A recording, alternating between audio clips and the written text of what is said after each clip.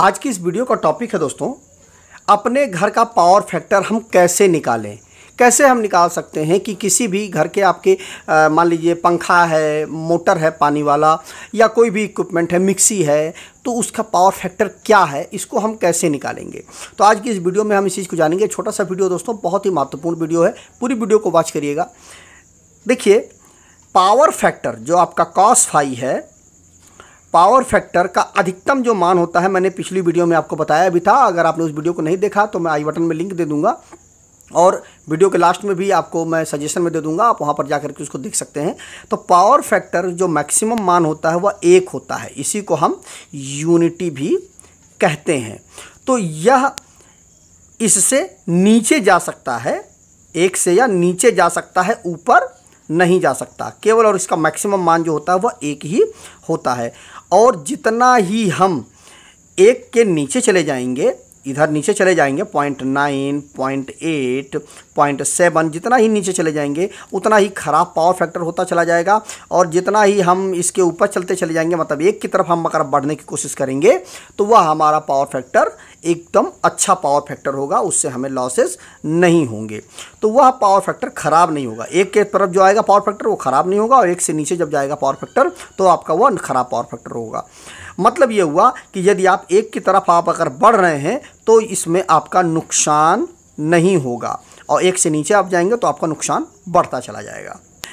1 के पास लाने के लिए हम जब पावर फैक्टर को हम 1 के पास, मान लीजिए आपका 0.7 पावर फैक्टर है, तो इसको हम 1 की तरफ लाने के लिए हम कैपेसिटर बैंक का उपयोग करते हैं कि हम इसमें कैपेसिटर बैंक लगा दें, या फिर सिंक्रोनस हम मोटर को भी लगाते हैं, जिससे हमारा पावर फैक्टर इम्प्रूव हो जाता है, 1 की तरफ बढ़ने लगता है। अब ये तो रही एक बेसिक सी बात। इसके बाद क्या है कि हम किसी भी उपकरण का हम पावर फैक्टर कैसे निकाल सकते हैं। मान लीजिए हम एग्जांपल ले लेते हैं कि आपके पास एक 3 फेस का एक मोटर है जो कि 1 किलोवाट का है। तो इसको आपको पता करना है इसका पावर फैक्टर क्या है। तो इसकी नेम प्लेट से कुछ आपको डाटा निकालना पड़ेगा। उस डाटा को आप कैलकुलेट कर लेंगे तो आपको पता चल जाएगा कि आपकी इस मोटर का पावर फैक्टर क्या है। तो हम एग्जांपल ले लेते हैं कि हमारे पास जो मोटर है उसकी जो पावर है, ठीक है, वह 1 किलोवाट की मोटर है। तो 1 किलोवाट की जो मोटर होगी, इसको हम जब भी उस फार्मूले पर रखेंगे तो उसको हम वाट में रखेंगे। तो 1 किलोवाट की मोटर है, मतलब वह 1000 वाट की वो हमारी मोटर हो गई। ठीक है, अब इसके बाद क्या है कि उसमें जो वोल्टेज है हमारी, वह 415 वोल्ट हमारे मोटर में जाएगी। और उसकी नेम प्लेट पे, मोटर की नेम प्लेट पर यह भी लिखा हुआ है कि इसका जो करंट है वह मान लेते हैं हम 1 किलोवाट की 1.5 एम्पियर का करंट मान लीजिए ये ले रहा है। तो अब इस तरह से जो फार्मूला बनता है, P = चूँकि 3 फेस है, उसके लिए आपको √3 का मल्टीप्लाई करना ही करना पड़ेगा। P = √3 V × I × cos phi, voltage into current into cos phi. तो चूंकि 3 फेस है इसलिए इसमें √3 का मल्टीप्लाई करेंगे। अगर 3 फेस नहीं होता तो आपको इस √3 को हटा देंगे आप। तो चूंकि 415 वोल्ट की है, मतलब ये 3 फेस की मोटर है हमारी। तो अब हमें पावर फैक्टर को निकालना है। तो सिंपल इस पावर फैक्टर को हम इधर लेके चले जाएंगे, पावर को इधर लेके चले जाएंगे, तो हमारा फार्मूला बन जाएगा।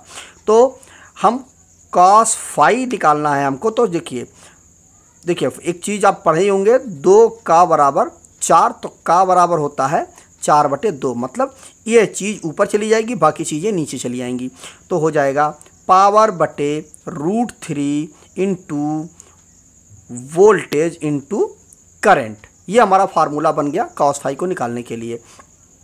तो पावर है हमारी 1000 वाट, तो 1000 वाट हमने कर दिया, बटे √3 का मान होता है 1.732 इंटू वोल्टेज है हमारी 415 वोल्ट इंटू हमारा जो करंट है वो है हमारा 1.5 एम्पियर। ठीक है, अब हम इसको कैलकुलेट कर लेंगे। तो 1000 बटे 1.732 1.732, ठीक है, into 415 into 415 into 1.5 is equal to हमारा आ जाएगा 1078.17। ये हमारा आ गया। अब सीधे 1078.17 का भाग दे देंगे 1000 में, तो हमारा एक्चुअल में पावर फैक्टर निकल आएगा। तो देखिए 1000 ठीक है, भागे 1078.17, ये हमारा आ जाएगा पॉइंट कितना आ रहा है 0.92, यह हो गया हमारा पावर फैक्टर। तो हमारा अगर हमारी मोटर 1 किलोवाट की है और अगर वो 415 वोल्ट पे चल रही है और 1.5 एम्पियर करंट ले रही है तो हमारा पावर फैक्टर जो उसका आएगा वह 0.92 आएगा। तो ये तो रहा किसी एक उपकरण का पावर फैक्टर। आप लेकिन अगर आपको अपने घर का पावर फैक्टर अगर आपको निकालना है तो वह आप कैसे निकालेंगे, उसके लिए आपको घर में, आपके घर में जो मीटर लगा हुआ है पावर हाउस के द्वारा, उसको आपको देखना पड़ेगा और उससे कुछ रीडिंग आपको निकालनी पड़ेगी, जिसमें से आपको उससे निकालना पड़ेगा आपको kWh और kVAh। आपको इन दोनों रीडिंगों को आपको निकाल लें अगर आप उससे, तो आपको पता चल जाएगा आपका पावर फैक्टर आपके घर का कितना है। तो देखिए हम एक एग्जांपल ले लेते हैं, जिसमें से देखिए यह जो हमारा होता है kWh जो होता है यह वास्तविक पावर होती है और यह जो होती है हमारी आभासी पावर होती है। ठीक है, मतलब यह टोटल एक्चुअल का लोड होता है और यह आभासी लोड होता है आपका। यह जो रीडिंग होती है kWh की रीडिंग, यह हमेशा ज़्यादा होगी और यह रीडिंग हमेशा कम होगी। मतलब kWh हमेशा कम होगा और kVAh हमेशा ज़्यादा होगा। अब क्या है कि अब एग्जांपल हम ले लेते हैं कि जो cos फाई है उसका जो फार्मूला होता है kWh बटे kVAh होता है। तो kWh हम ले लेते हैं कि मान लीजिए हमारे घर का जो kWh होता है, मान लीजिए हमारे घर का है, आपने मीटर की रीडिंग से निकाला 210 किलोवाट, ठीक है, और बटे अब जो हमारा kVAh है वह 220 है। अब इसे 0 से 0 कट गया, अब 21 भागे 22, तो यह हमारा आ जाएगा 0.95। तो इस तरह से आप अपने घर का पावर फैक्टर खुद ही निकाल सकते हैं। बस आपको मीटर जो आपके घर में लगा हुआ है उससे आपको दो रीडिंगें लेनी पड़ेंगी, kWh और kVAh। बस दोनों रीडिंग आप ले करके, तो kWh में आप हमें सिंपली kVAh से आप भाग दे देंगे तो आपका पावर फैक्टर निकल आएगा। तो मुझे उम्मीद है दोस्तों कि यह वीडियो आपको काफ़ी हेल्पफुल लगी होगी। वीडियो अगर अच्छा लगा हो तो वीडियो को लाइक कर दीजिएगा, शेयर कर दीजिएगा और हो सके तो जाते जाते चैनल को सब्सक्राइब करके और नोटिफिकेशन बेल आइकन को जरूर प्रेस कर दीजिएगा। तो मिलते हैं नए वीडियो के साथ। नमस्कार दोस्तों।